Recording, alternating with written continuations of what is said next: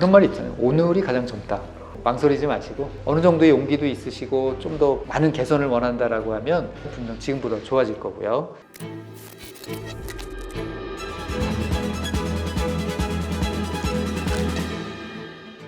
안녕하세요. 오늘도 수술하느라고 고생 많으셨죠, 원장님? 오늘도 안면 거상술을 수술을 했는데 아주 수술 잘 됐습니다. 요즘 왜 이렇게 안면 거상술을 많이 하는 걸까요? 이 안면 거상 자체의 기술이 굉장히 안전하고 또 굉장히 효과적으로 이제 많이 발전을 하기 때문인데요. 많은 우리 선배 의사들이 역사적으로 많은 노력을 했습니다. 그리고 생각해보면 안면 거상술을 많이 받아야 될 연령이 우리나라에서도 제일 사람이 많은 그런 연령대에 속하지 않나요? 60년대, 70년대 그 출생자 수가 가장 많기 때문에 50대나 60대로 들어선 이런 중장년층이 결국은 안면 거상술의 많은 대상자가 되고 있어요. 원장님은 앞으로도 한참 더 바쁘시겠네요. 열심히 노력 중입니다. 그럼 이런 안면 거상술은 도대체 언제부터 한 걸까요? 이 안면 거상술의 역사에 대해서 그러지 않아도 한번 얘기를 하고 싶었는데요. 고객분들한테도 좀 설명도 재밌게 드리고 또 유튜브를 통해서 많은 얘기를 좀 하고 싶었었습니다. 한번 얘기해 주시죠.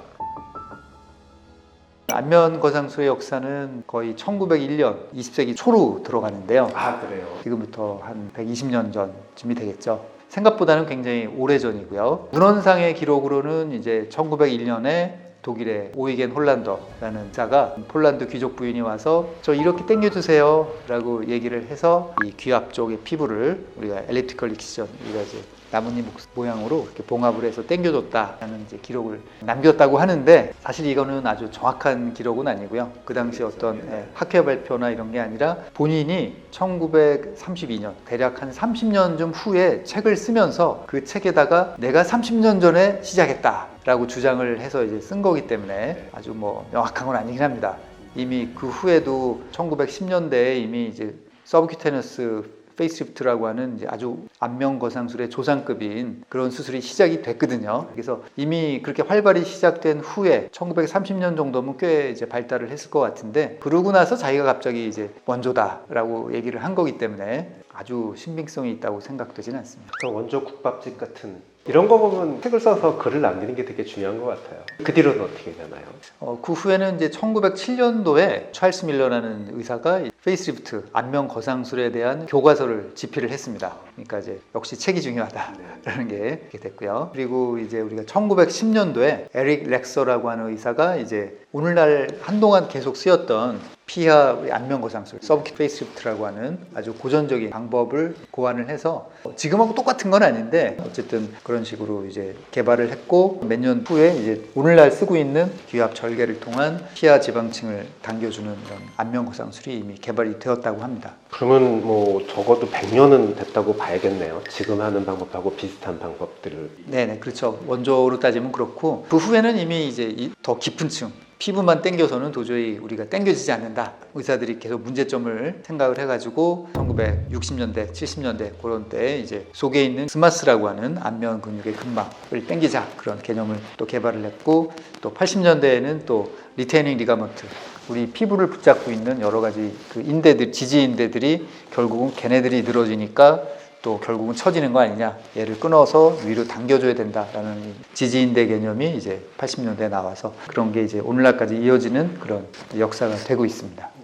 그러면 아까 말씀이 지금으로부터 벌써 한 120년 전, 짧게 봐도 100년 이상 전에 이런 안면 거상술을 했다고 했는데요. 그 당시 마취는 어떻게 하고 수술했을까요? 초기 마취는 다 무슨 약물이라든지 약초 같은 거를 이렇게 마시고 했다고 해요. 술 먹고 하고 막. 네, 그렇죠. 약간 그런 알코올도 마찬가지로 약물이니까 뭔가 이렇게 먹고 했었는데 요즘 현대적인 개념으로 이렇게 국소 마취를 한 그런 기록으로는 이제 1884년에 코케인을 이용해서 했다고 하고요.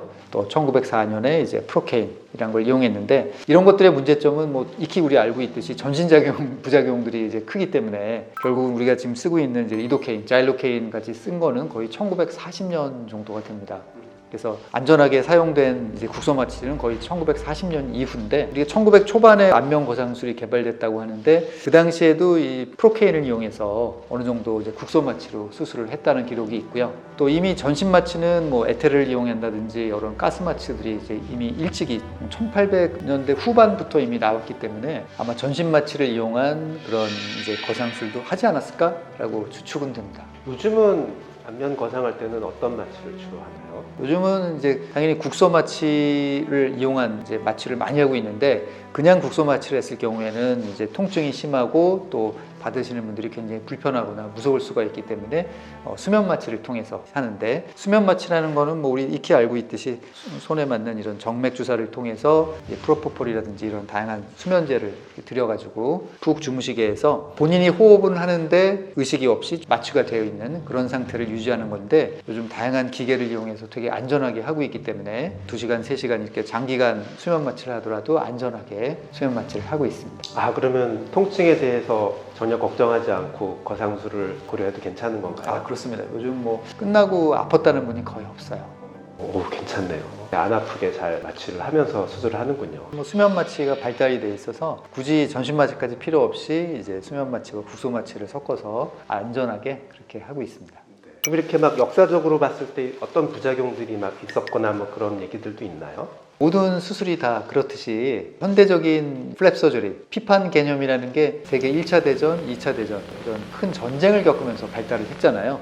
결국은 이제 우리 몸에 여러 장기를 잃은 사람들을 이제 재건을 하기 위해서 이런 피판 개념들이 생겼는데, 피판이라는 거는 살이나 뼈가 결국은 피가 통해야 산다는 너무나 당연한 얘기를 하는 건데, 과거에는 이제 그런 개념 없이 마구 잘라가지고 꼬매니까 피부 괴사라든지 창상이 잘 치유가 안 되거나 이런 부작용이 좀 더 많았던 걸로 기록이 남아 있습니다. 뭐 최근에는 퍼포레이터라 그래서 밑에서 내려오는 그 가느다란 혈관까지 살려가지고 이제 그런 수술을 하는 그런 시대이기 때문에 혈행에 대한 부분은 많이 그 부작용이 줄어들고 있죠.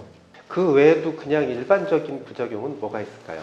일반적인 부작용으로서 좀 중요한 거는 안면신경 마비라 그래서, 결국은 얼굴을 움직이게 하는 신경이 이 생각보다 되게 표면 가까이 있어요. 아까도 얘기했듯이 피부 밑에 피하지방층이 있고, 피하지방층 밑에 스마스, 안면 근막이 있고, 이런 안면 근육 속에 이제 같이 안면신경이 있는데, 우리 몸의 다른 부위는 좀 더 깊은 곳에 있잖아요. 근데 운동신경들이 이 얼굴에서는 되게 가까이 있기 때문에 피부를 당기다가 이제 안면신경 손상을 입으면 표정을 못 짓게 하거나 얼굴에 비대칭이 생기는데, 결국은 그 스마스를 안전하게 수술을 할 수 있다는 그런 개념 때문에 많이 안전해지고 있습니다.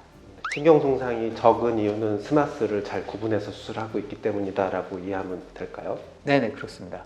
결국 스마스를 잘 구분해서 정확하게 수술을 하기 때문에 안면신경을 잘 보호할 수가 있는 거죠. 만약에 이제 이 안면 거상술을 이제 많이 하기도 하고, 하지만 아무리 생각해도 절개를 하는 수술이 있다 보니까 수술을 고려하는 사람들이 되게 겁나거나 걱정되는 게 많을 텐데, 원장님이 수술 고려하는 분들한테 주고 싶은 얘기가 뭐가 있으실까요?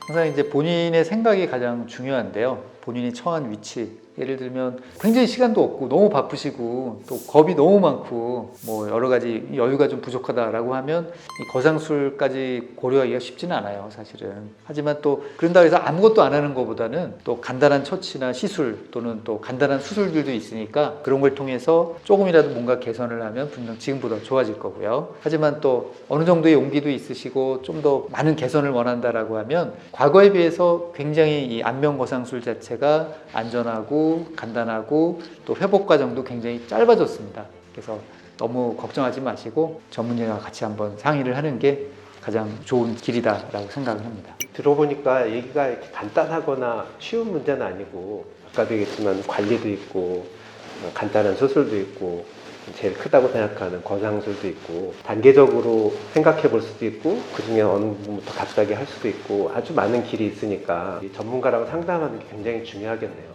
그렇죠. 항상 전문의하고 같이 이렇게 상담을 하셔가지고 미리 차근차근 이제 스텝을 밟으시면 아주 안전하게 본인이 원하시는 결과를 얻으실 수가 있을 겁니다. 원장님이 특별히 안면 거상술을 더 안전하게 하는 본인만의 노하우가 있을까요? 제가 가장 중요하게 생각하는 거는 이제 흉터 같은 부분이고요. 그래서 흉터를 가장 최소화해서 꼬맨다고 하는데, 어느 병원 가면은 거의 뭐 한 1, 2cm만 절개하시는 분들도 있는데, 사실 그 정도 절개로는 굉장히 부족하긴 해요. 우리가 절개가 짧으면 절제량, 피부를 당기는 것도 굉장히 작아지기 때문에 효과를 보기가 어렵고, 또 그래서 결국은 뭐 실리프팅을 다시 많이 동반하거나 이렇게 되는데, 저는 그래도 최소한의 절개라고 생각하는 범위까지는 해서 10mm에서 20mm까지 절개를 절개를 하기 때문에 최소 절개 중에서는 그래도 가장 효과 있게 하고 있다라는 걸 가장 중요하게 생각을 하고요. 또 스마스를 확실하게 당겨줘서 우리가 절개는 짧더라도 스마스를 확실하게 당겨야 된다라는 생각을 굉장히 하고 있습니다. 또한 이제 우리가 회복 과정도 굉장히 중요하잖아요. 결국 어차피 많이 붓거나 멍이 들어도 빠진다라는 생각으로 하면 안 되고, 받으시는 분이 하루라도 더 빨리 회복되고 더 간단히 안전하게 회복된다는 생각에 그런 부분을 가장 주안점을 두고 있습니다.